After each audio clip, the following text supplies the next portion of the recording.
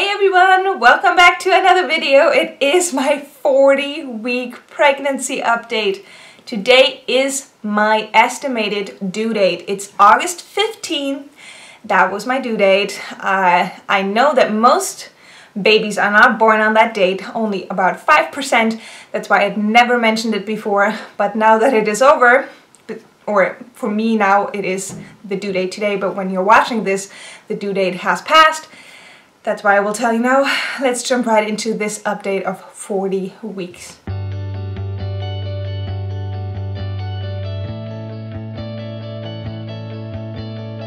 What can I tell you? This week, first off, I didn't think I would make this video today. We had many ups and downs this week, mainly because I've had Braxton Hicks contractions for the last few weeks. And some of them had been kind of painful, some of them had just been uncomfortable. And this week I had a couple of times where I really thought I was going to start labor. I mentioned it in my last video, my Q&A or FAQ video, that I had contractions. We were walking around the lake and my contractions started and we timed them. And they got closer and closer together. They were between 2 and 5 minutes apart. They lasted over a minute. They were kind of painful and I really had to breathe through them. After like 3 hours, I had the urge to like push a little bit and I was like, oh, I'm just gonna go to the bathroom. Maybe I need to empty myself.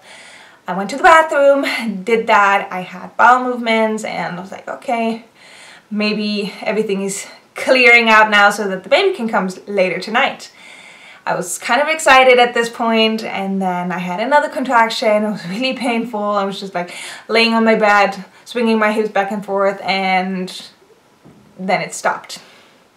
And I was like, what the heck? What is this? Why does my contraction stop now?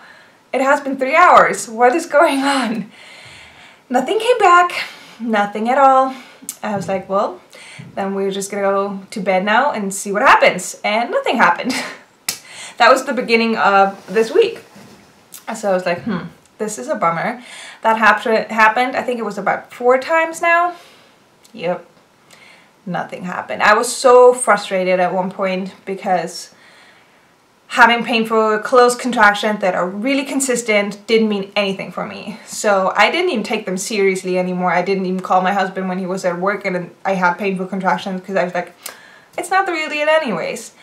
And I was so frustrated that I talked to some of the moms that had kids before and I told them what I experienced and they actually wrote me back and said, well, usually it is not common for your first child to experience that. It's usually for the second, third, or fourth child or whatever. So this is really not common. Technically, I was thinking, well, technically it is my 4th pregnancy. I had 3 miscarriages before. So, and I went through the natural process. So I did have contractions. I needed to dilate a little bit to pass my babies, even though they were really tiny. But I had to go through that 3 times before. So maybe that has to do something with it. I don't know. But they did encourage me and said, just try to stay positive, and because everything your body does right now, it doesn't have to do later on when you go into real labor, which gave me hope and motivated me to keep going because I was like, well, yes, that's true. You will probably have a really short and quick labor then because your body is working so much already and it doesn't have to do that when it's finally time. That kind of helped me to be more positive again and just enjoy the last days of being pregnant, even though my belly is ripping like crazy, and I will show you that. It looks so bad, and I don't mind the look so much. It's just so painful. I can like literally feel how it is ripping more and more every day. And that's really painful. I don't want to put anything that is warm on there, no clothes, even if like my thigh is touching it, I'm like, oh, I want to itch it so bad. It hurts so bad. That's the only thing that has been so uncomfortable this week, where I'm like, oh girl, just get here. This is so painful. I can't even drive in my car anymore because just we have a manual car and like using both legs, and my huge belly is just in the way, and then it keeps touching my belly on the sides where I have my stretch marks, and that is so painful and itchy, and I'm just like, oh, I don't want to drive anymore. And yeah, but when you're stuck in the house all day and you don't know when the baby will actually get here, that can get kind of boring. So yeah, I'm just trying to take in the last few days and all her little movements. My husband finally felt her stronger movements because he was never home when she did that and when she was super active, and now he finally did, and when you can like really feel her arm or a leg or a foot, and he was like, wow, this is crazy, she's never done that before. I'm like, yeah, she did do that before, but you were never home. And he was really excited to finally experience that as well, and he took it all in and just enjoyed the moment. But we also talked about the fact that it is so weird that you love someone so much and you haven't even met them yet. You don't know what they look like, you don't know what they smell like, you don't know what they sound like. But you love them so much and you cannot wait to finally put a face to that little one that you love so much. And it's the funniest feeling. We're just so excited. Like I mentioned, today is the 15th of August when I'm recording this. It's my due date. Tomorrow, the 16th of August, is my birthday. And I was hoping to have her with us on my birthday and celebrate with her. That would have been the best birthday gift ever, because we found out right before Christmas that we were pregnant. That was the best Christmas gift, to see her little heartbeat. And then I was like, well, that would be so special to have her before my birthday, and then that's like my special birthday gift as well. But yeah, she's not here. She wants to wait. She wants to wait until I'm a little bit older and wiser, I guess. I don't know. So yeah, we probably have to celebrate without her and be super pregnant on my 26th birthday. But that's okay. She can stay in there as long as she needs to. We are trying to take in the last few days of pregnancy. We never thought we would make it this far. And right now my husband, today we have a holiday, so he is off work today. And my sister's still here, but only until this weekend because school starts next week in Berlin. So she has to go back. She was hoping to meet the baby. We'll see if that still works out.